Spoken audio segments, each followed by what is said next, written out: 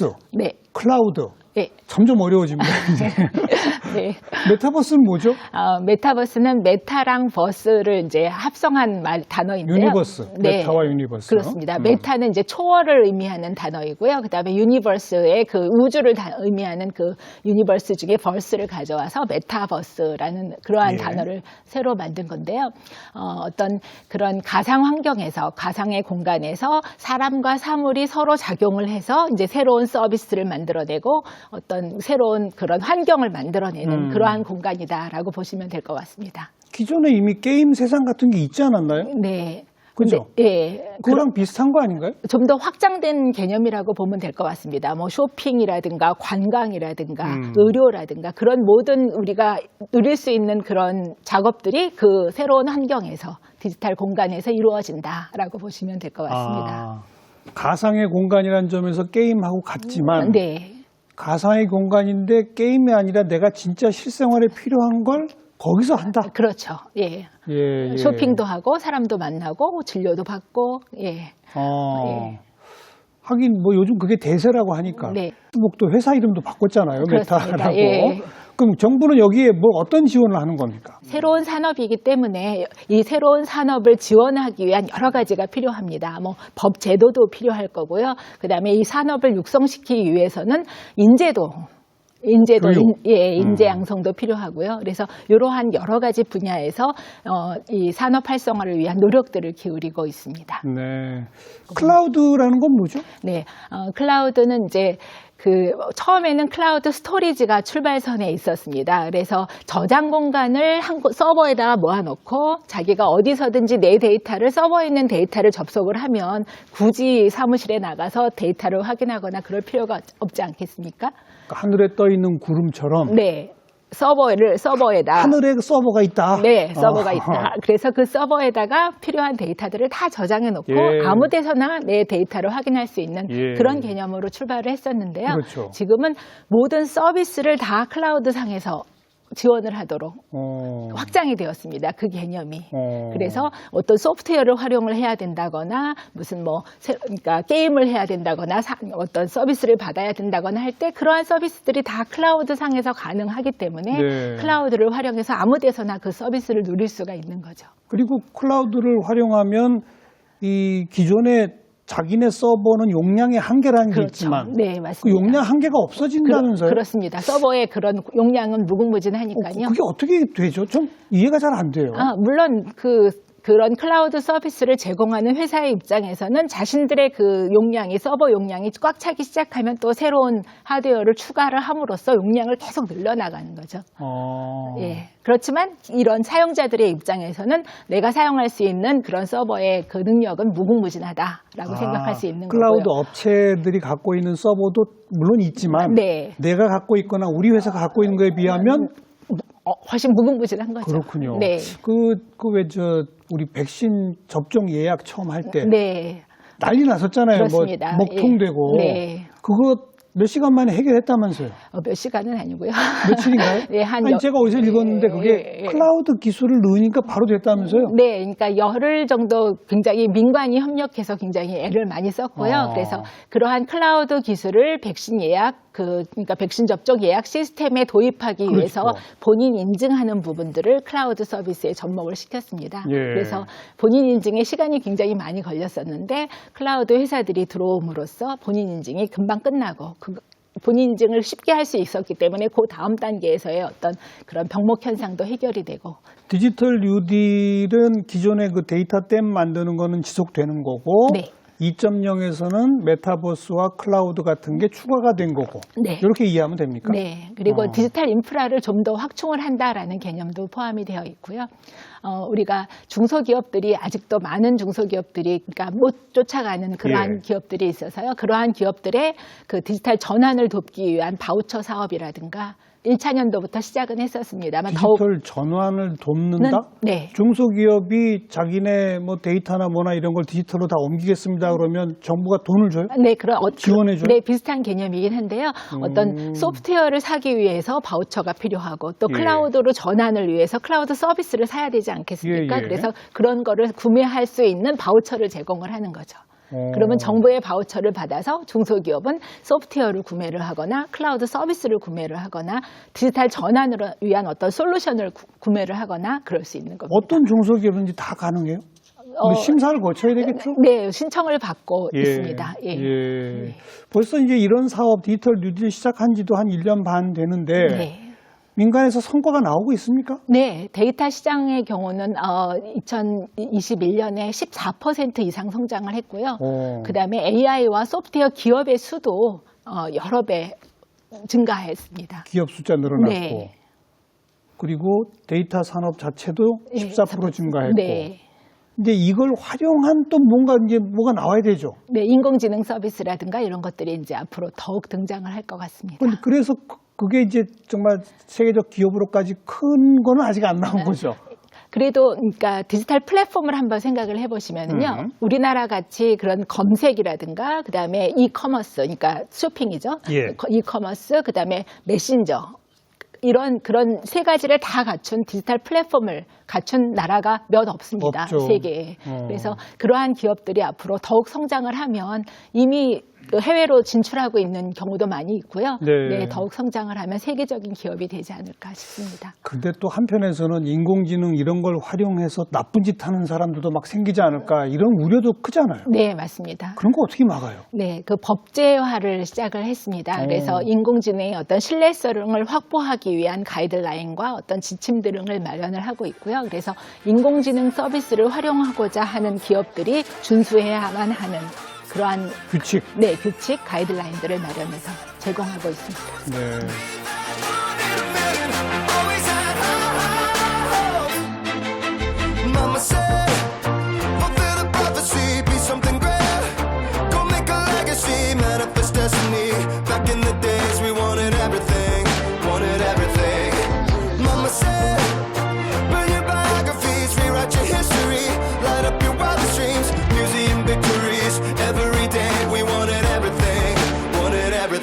Mama said, don't give up, it's a little complicated, all tied up, no more love, and I'd hate to see you waiting. Had to have high hopes for a living, shooting for the stars but I couldn't make a killing, didn't have a dime but I always had a vision, always had high hopes. Had to have high hopes for a living, didn't know how but I always had a feeling I was gonna be that one in a million, always had high hopes. Mama said, something for oddities, stranger kisses. 더 큰 우려는 지금 저랑 둘이 나누는 대화에 얼마나 많은 그 외국 용어들이 막 등장했습니까? 메타버스, 클라우드, 뭐 AI, 뭐 데이터댐, 뭐 하여튼 이런 모든 걸 못 알아듣는 분들 여전히 많거든요. 맞습니다. 또 그냥 단어는 알고 대략 뭔지는 알지만 본인이 직접 조작하거나 뭐 이렇게 가까이 가기에는 두려워하시는 분들 많거든요. 네. 이거 어떡합니까? 네, 맞습니다. 디지털 포용을 한 단어로 표현할 수 있는 건데요. 디지털에서의 어떤 역량의 격차가 현재 사회의 경제적인 격차로 이렇게 이어지지 않도록 하는 노력들이 많이 필요합니다. 그래서 저희 그 디지털 뉴딜 사업의 일환이 하나가 이제 디지털 배움터 사업이라는 게 있습니다. 디지털 배움터 사업은 장애인이나 노약자들이 디지털 기기 사용에 어려움을 겪고 있고 또 스마트폰 활용에 있어서도 어려움을 겪고 있지 않습니까? 그렇죠. 그래서 스마트폰을 활용해서 뭐 기차표를 예약을 한다든가 쇼핑을 한다든가 뭐 코딩, 단순한 코딩 기술까지 그런 것을 배우는 그런 배움터를 전국에 1000개 이상을 개소를 해서 현재 100만 명 이상이 교육을 받았습니다. 이미 1000개 이상 문 열었어요? 네, 그렇습니다. 그래서 지금 1년 이상 교육을 하고 있고요. 100만 명 이상의 그런 그 디지털 배움터 졸업생들이 생겼습니다. 여기 다 무료입니까? 네, 무료입니다. 예. 1000개면은 각 지자체당 벌써 한 5개, 6개 생겼단 말이에요? 그렇습니다. 그 뭐 주민센터라든가 그 공공도서관, 지역 그런 도서관 등을 활용을 해서 디지털 배움터 사업을 하고 있고요.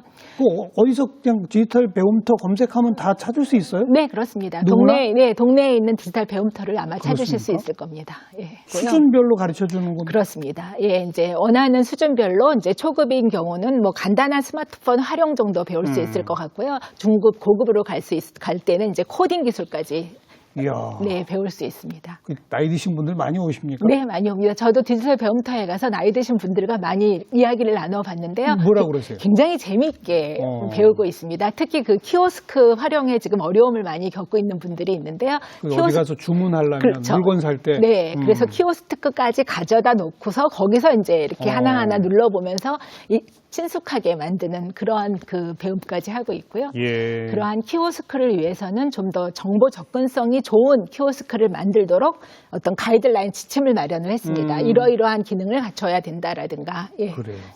여기 가르쳐 주는 분들은 또 다 젊은이자들일 거 아니에요? 그렇습니다. 그럼 또 젊은이들의 저 고용 창출도 되는 거예요? 네, 맞습니다. 4,000명 이상의 서포터들을 만들어서, 그러니까 교육을 시켜서 디지털 배움터에서 교육 강사로 활동할 수 있도록 하고 있습니다. 그리고요. 또 어떤 게 있을까요? 배움터 사업 외에. 디지털 배움터 그리고 키오스크 활용 그런 그 키오스크가 좀 더 정보 접근성이 높도록 만들어낼 수 있어요. 그러니까 아예 제조부터. 네, 제조부터 지원하는 것. 예, 정보 접근성이 높게 만들어지도록 그렇게 그런 가이드라인을 마련해서 하고 있고 또 정보 조달에 있어서도 그런 정보 접근성을 많이 갖춘 그러한 제품들을 조달하는 방식으로 독려하고 있습니다. 알겠습니다. 네.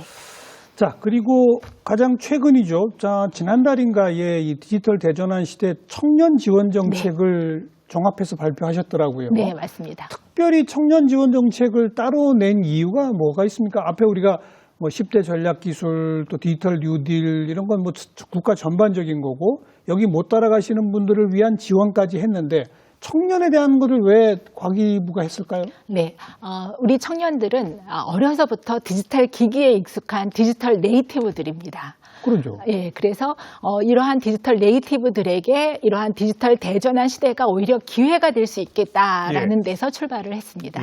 그래서 우리 청년들이 디지털 전환 시대에 좀 더 많은 도전 기회를 갖고 그다음에 성장을 하고 그다음에 글로벌로 도약할 수 있도록 그러니까 소프트웨어를 전공한 학생뿐 아니라 소프트웨어를 전공하지 않은 학생들도 이러한 디지털 전환 시대에 어떤 소프트웨어 관련 그런 직업을 가질 수 있도록 교육을 시키는 그러한 부분이 있습니다. 요새 문과생들도 코딩 배운다던데 그렇습니다. 그런 걸 교육해 준다 이거죠? 그렇죠. 네, 그러니까 소프트웨어 교육이 사실은 약간의 진입장벽이 있습니다. 그래서 그런 진입장벽을 넘게 하기 위한 노력들이 필요합니다. 네, 그래서 민간에서 가르치는 어떤 뭐 이노베이션 아카데미라든가 그런 교육기관을 통해서도 교육을 받을 수 있고요.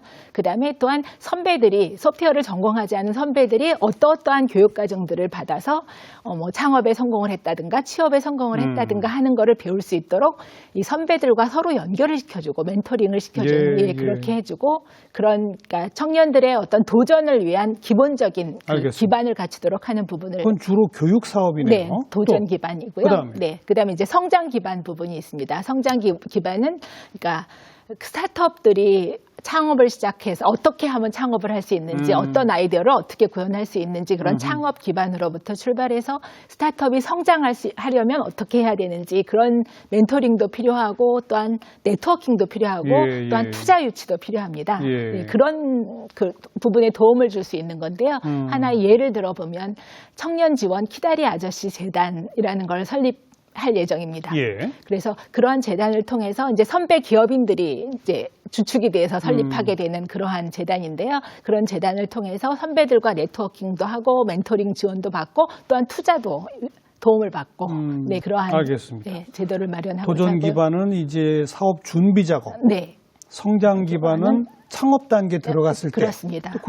그다음에 이제 글로벌 도약 부분이 있는데요. 글로벌 도약은 우리 청년들이 해외에 나가서 어떤 경험을 쌓는 것만으로도, 그러니까 해외에 나갈 기회를 갖는 것만으로도 좋은 어떤 성장에 도움이 될 수 있을 것이다라는 개념에서 출발을 했고요. 그래서 해외에 나가서 인턴십이라든가 멘토링이라든가 어떤 뭐 교육 과정을 수강을 한다든가 그런 도움을 줄 수 있도록 그 해외에 나가 보면 제외 한인 과학자들이 많이 계십니다. 그리고 그런 그 네트워킹도 잘 되어 있습니다. 뭐 미국, 캐나다, 독일, 뭐 벨기에, 네덜란드 다 있더라고요. 그래서 그런 분들이 재직하고 계신 그런 기관과 연결을 해서 우리 청년들에게 뭐 인턴십이나 멘토링 받을 수 있는 그러한 기회를 제공하고자 합니다. 오늘 참 잘 나오신 게 이런 게 있다는 걸 모르는 사람들이 많아요. 그렇습니다. 정부는 정부 돈 써서 지원해주고 교육시켜주겠다라고 하는데 괜히 딴 데 가서 고생하고 계신 분들한테 널리 알려야 되지 않습니까? 네. 어떻게 좀 홍보도 열심히 더 하셔야 될 것 같아요. 네, 맞습니다. 그래서 지금 모든 그러니까 과기정통부뿐 아니라 범부처적으로 청년들을 위한 지원 정책들을 한 군데 다 모아서 네. 이제 홈페이지 누리집을 만들고 있고요. 그런 누리집에 가면 자기한테 맞는 그러한 메뉴들을 찾아서 들어가면 아 이런 지원을 받을 수 있구나라고 알 수 있도록 하고 있습니다. 예. 예, 좀 더 홍보에 적극적으로 노력하겠습니다. 네. 그 앞에 이제 뭐 10대 전략기술, 디지털 뉴딜, 또 지금 청년 지원 전부 다가 사실 정부 돈을 가지고 누군가 이쪽 분야에서 역량을 발휘할 사람들에게 지원하는 거잖아요. 네. 대체로. 네, 맞습니다. 과학기술 관련 분야의 예산은 바로 그렇게 좀 많이 들어갈 수밖에 없고 네. 좀 이렇게 흩뿌려지는 그런 성격도 있지 않습니까? 네, 맞습니다. 근데 충분한 예산이 있나요? 우리 과학기술 예산 규모가 좀 괜찮습니까? 어떻습니까? 네, 앞서 말씀드린 대로 29조가 넘는 2021년도만 해도 29조가 넘는 예산을 사용을 했고요. 2022년도에는 29.8조의 예산을 활용을 하고 있습니다. 그 정도면 그러니까 세계적으로는 괜찮은 수준이다. 네, 그렇습니다. 그런데 앞으로 이제 그 새로운 산업들이 많이 이제 출현을 할 거고요. 그런 예. 새로운 산업들에 대한 미리 준비, 선제적인 준비가 필요한 부분에 있어서는 앞으로도 과학기술을 위한 투자는 아끼지 말아야 될 것 같습니다. 더 늘어나야죠. 네, 그렇습니다. 이게 결국은 이제 세계 전쟁이 되고 있기 때문에. 그렇습니다. 기술 패권 전쟁이라고 하는. 네. 알겠습니다. 뭐 장관님 모셨으니까 개인적인 질문 좀 해드려도 될까 네, 모르겠는데 네, 좋습니다. 어려서부터 이렇게 수학, 과학을 잘하시고 좋아하셨어요? 어떠셨어요? 아닙니다. 초등학교 때는 자연이나 실과가 제일 어려웠던 과목이었던 것 같고요. 한 고등학교를 올라가면서부터 수학, 과학에 좀 흥미가 생겼던 것 같습니다. 그럼 문과를 안 가고 이과를 간 거는 갑자기 고등학교 때 바뀐 겁니까? 예, 수학, 과학을 좋아하게 되면서 이제 이과가 더 맞겠다 싶은 생각. 어렵던 그 자연이 왜 좋아졌나요? 과학 과목이? 네, 아마도 그런 그 고등학교 때부터는 교육 방식이 좀 바뀌지 않았나 싶습니다. 뭔가 좀 더 호기심을 유발을 하고 그 호기심에서 자기가 알아냄으로써 성취감을 느끼고 하는 그러한 그 형태의 어떤 계기가 있지 않았나 싶습니다. 네. 어떤 외워야 되는 그런 과목이 아니라 암기 과목이 아니라 호기심을 느끼게 하고 그 논리적 도전력. 네, 그런 호기심을 거죠. 파헤쳐 나가는 어떤 과정들을 통해서 성취감을 느끼게 하는 그런 경험들이 있지 않았나 싶습니다. 네, 네. 자제분들도 혹시 이과세요? 딸이 둘이 있는데요. 큰 딸은 환경공학을 전공하고 있고요. 작은 딸은 인문계열에 있습니다. 한 명 한 명이 다르네요, 서로. 네, 다릅니다. 일부러 좀 엄마 쪽으로 유도하진 않으셨나요? 예, 사실 둘 다 좀 전자공학을 전공을 해서 좀 같이 일했으면 좋겠다라는 생각은 많이 했었는데요. 쉽지는 않은 일이었어요. 안 따라왔군요. 네, 그러니까 강요는 못했었고요. 예. 네. 네. 그렇게 자녀들 엄마로서 또 학자로서 이제는 또 행정가 공직자로서까지 참 힘드셨죠? 그동안 어떠셨어요?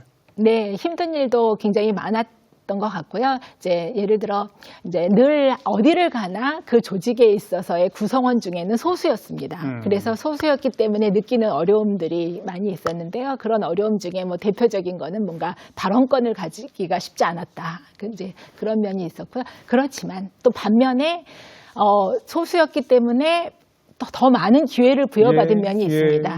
맞아요. 예, 그래서 그런 기회들을 내가 갖게 된 기회들을 잘 활용을 해서 성장할 수 있었던 것 같습니다. 여성이 소수였다. 네. 그러나 또 여성들을 발탁할 기회도 많았다. 그렇습니다. 예. 네. 그러니까 남들 안 한 도전하는 게 그만큼 또 유리할 수 있는 겁니다. 그렇습니다. 예. 도전을 함으로써 더 큰 기회를 자꾸 부여받게 되는 거죠. 네. 교육방송이고 하니까 이제 디지털 시대로 대전환이 이루어지고 세상이 뭐 기술 패권 전쟁으로 바뀐다더라. 그럴 때 우리 시청자분들은 그럼 우리 자녀들은 어떻게 해야 이 시대에 적합한 인재로 키울 수 있을까? 네. 이게 고민이거든요. 네. 어떻게 하면 되겠습니까? 예, 저도 그 부분에 생각을 좀 많이 해봤었는데요. 일단 우리 어린 아이들이 호기심에 기반한 어떤 탐구를 할 수 있는 그런 환경이 만들어지면 좋겠습니다. 예. 뭐 이 공부도 해야 되고 저 공부도 해야 되고 이렇게 해야 되는 일에 둘러싸여 있지 않고 자기가 좋아하는 어떤 분야를 찾고 그 분야에서 호기심을 가지고 탐구해 나갈 수 있는, 그래서 창의력을 향상시킬 수 있는 그런 그 환경이 만들어지면 좋겠다라는 생각을 하고요. 그런 환경 속에서 자신의 어떤 영역을 찾은 학생들이 디지털 역량을 갖추면, 그에 더해서 디지털 역량을 갖추게 되면 앞으로의 이런 디지털 전환 시대의 인재로 자라나는데 도움이 되지 않을까 싶습니다. 그 호기심을 갖고 창의력을 키울 수 있는 그런 시간적 여력도 있어야 된다는 그렇습니다. 건데. 예. 근데 지금 뭐 초등학교, 중학교 이때부터 뭐 사교육에 시달리고 학교에 배울 과목은 너무 많고 이 교육 정책을 확 바꿔야 되는 거 아닙니까? 그 최근에도 큰 건의를 한 게 하나 있는데요. 이제 그 소프트웨어 역량 교육에 있어서 지금 해외의 많은 나라들은 초중고 때부터 소프트웨어 역량 교육 그 시수를 많이 늘려서 역량 교육을 굉장히 열심히 시키고 있거든요. 근데 우리나라는 아직 그에 전혀 미치지 못하고 있습니다. 그래서 소프트웨어 교육을 초중고부터 이른 시간부터 시켜야 돼. 이른 시기부터 시켜야 된다라는 그러한 부분을 교육부에 소통을 해서 협력해 나가고 있습니다. 교육부도 그 지역에 대해서는 동의를 하고요. 예, 그래서 최근에 교육과정 그 개편을 위한 논의가 있었을 때 이제 고등학교의 경우에는 그 독립교과화, 소프트웨어와 정보교육을 독립교과화했고요. 그다음에 그 그러니까 초등학교, 중학교에는 현재의 시수의 2배로 늘리는 그러한 그 논의가 있었습니다. 알겠습니다. 이제 장관 임기 마칠 때까지 내가 꼭 이건 더 좀 하고 싶다라든지 내는 목표로 하고 있는 게 그라든지 마지막으로 시청자께 한 말씀 좀 하시면. 네, 이제 업무 계획을 지금 세웠는데요. 아까 말씀드린 10대 국가 필수 전략 기술을 앞으로 아주 구체적으로 육성하고 보호하는 전략을 마련해 나가야 됩니다. 그 부분을 열심히 해야 될 것 같고요. 그리고 두 번째로는 그 청년 지원 정책을 저희가 야심차게 계획을 세웠으니만큼 청년들이 좀 더 이 시기에 아주 더 많은 도전 기회를 갖고 그다음에 또 역량을 쌓아서 그리고 성장할 수 있도록 그리고 글로벌로 도약할 수 있도록 하는 정책들을 구체적으로 실현해 나가도록 하겠습니다. 알겠습니다. 말씀하신 거 꼭 실천해 주셔야 됩니다. 네, 그렇게 하겠습니다. 오늘 고맙습니다. 네, 감사합니다.